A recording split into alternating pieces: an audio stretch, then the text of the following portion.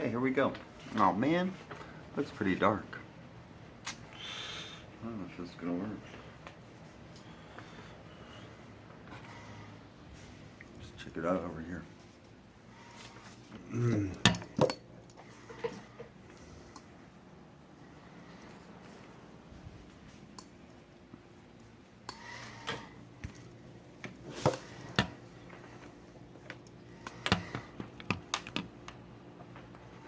Yeah, all right. This is my place. This is where it all happens. What a good looking audience. Looking around here, I see a lot of my friends, relatives. What a mostly good looking audience. It's Mom's birthday today. Hope you're enjoying yourself. Let me grab a cocktail. I want to talk to you. This is Mom's birthday present. I'm in Michigan on work assignment, working 7 days a week, 16 hours a day mostly, making dough. But anyway, I want to talk to you about growing up with Mom. When Mom had all three of us kids and got divorced, I was 2 years old. So she had us for 5 years until she met the captain. I was 2, my sister 3, my brother was 3, my sister was 4. She had us for 5 years until she met the captain and got married. These are some of the memories that I have with my mom. First of all, she's very direct. Doesn't beat around the bush. For instance, she had an open door policy. If one of us kids ever had a nightmare, go to her room, she'd let us stay in there. So I'd go up to her room and say, Mommy, I had a nightmare. And as honest she is, she'd look at me, she goes, oh, that's okay, honey. Why don't we just plan on wetting Mommy's bed tonight?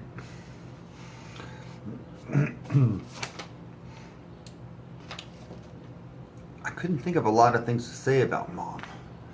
Dad asked me to do this video about a month ago. He was easy to roast. There's a lot of things I could talk about Dad about. Mom was a little bit tougher. How do you roast someone like Mother Teresa?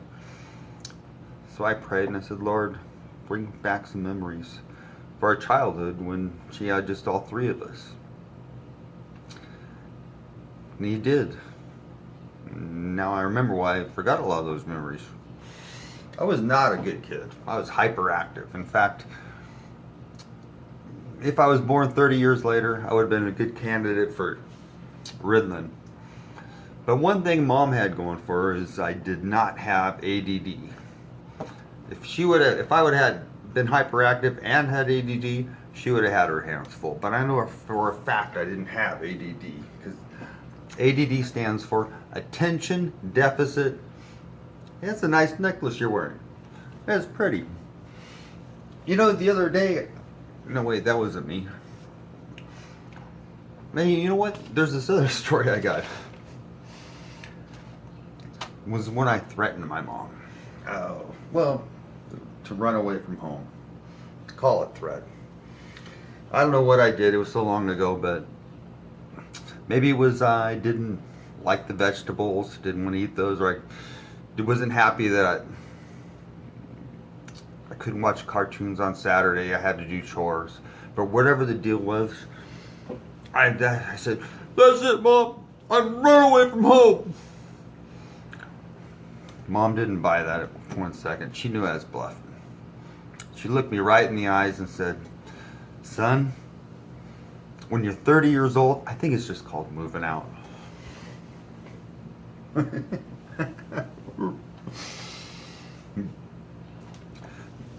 Growing up with Mom, she didn't have that much money. But my brother and my favorite place to go out to eat was the Jolly Roger. It was a buffet. I think it might have been $3 or $4 for adults and maybe $1.99 for children.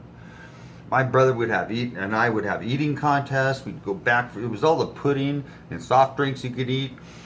We'd make 10 trips through the buffet line. It was the first time I learned that women don't eat that much. Mom makes one trip through there. Found that hard to believe, all this food in just one trip. Then we get home, back to the apartment. She opens her purse. We had enough food to last us for the entire week. All right, Mom, you scored. Thinking that's the first time we ever got the do as I say, not as I do speech. I only had one plate. It's okay if you only have one plate. It's all right, Mom.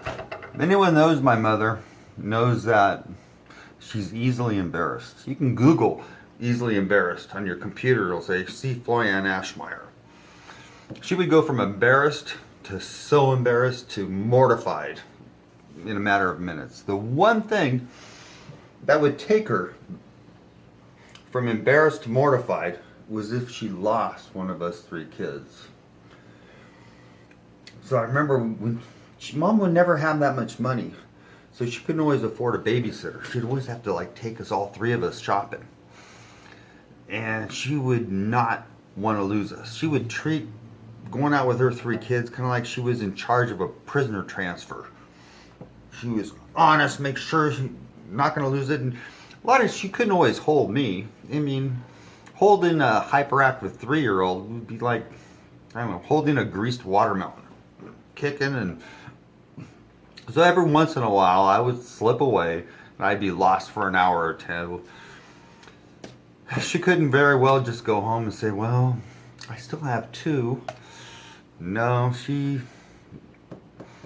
what would people think? So she'd end up going out looking for me, and without fail, she'd always find me. But it was without fail, she'd always find me right at the same time that she stopped to get something to eat. I'd be standing there next to some security guard at the mall, and she'd become so embarrassed. She'd be embarrassed mostly, for one thing, because she lost one of her 3 kids, but mostly because it was hard for her to look concerned about her lost child while holding a corn dog in her hand.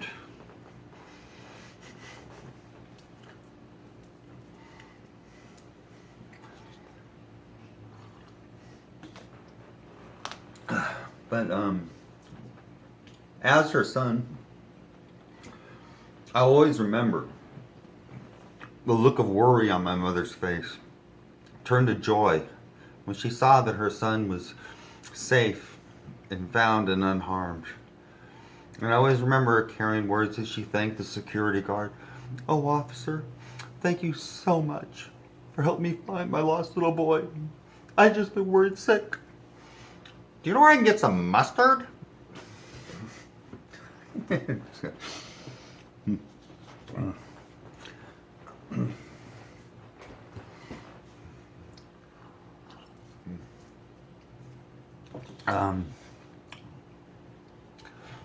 Mom wasn't always an A student. She was smart. She always got A's, maybe some B's, but she never got a C, I'm sure, just because she would be so embarrassed to bring home a C. So growing up, I'd ask her a lot of times to help me with my homework. I said, Mom, I got some math homework, can you help me? And she'd be all, sure. I mean, 6th grade math. How many apples can Sally possibly have? Okay, Mom, fine. Question number 1. How do you find the square area of a polyolio?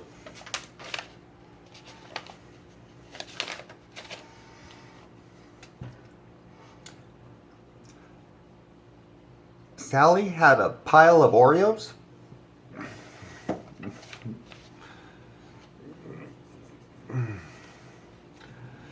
So, Mom would end up getting me a tutor, a math tutor, twice a week.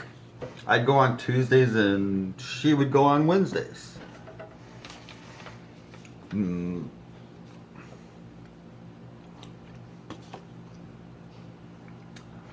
My worst memory of all growing up with my mom has got to be getting washed in public. We'd be in front of a church or somewhere, and she'd see me. She'd go, "Look at your face," and she'd be all cleaning me in public. But a lot of times, she didn't always have a washcloth or a napkin or something in there. She'd be all, "Mom, sit still." She'd be like a mother cat cleaning her kitten.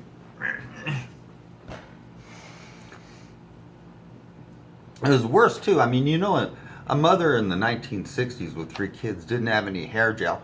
"Look at your hair."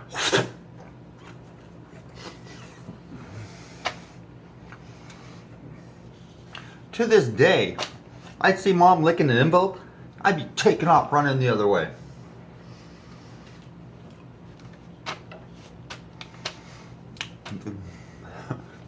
Mom's hair was always in good shape though.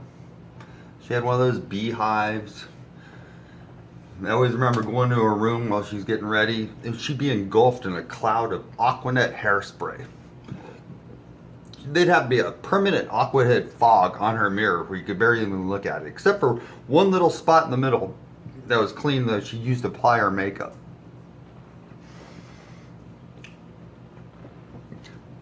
It was probably her hair that the captain, my dad, attracted him the most to her. Their first date was when he took her out to dinner. They had Santa winds come up, 40 mile an hour. They were the only 2 people in the whole restaurant where both their hairs where neither one hair on either of their head was out of place.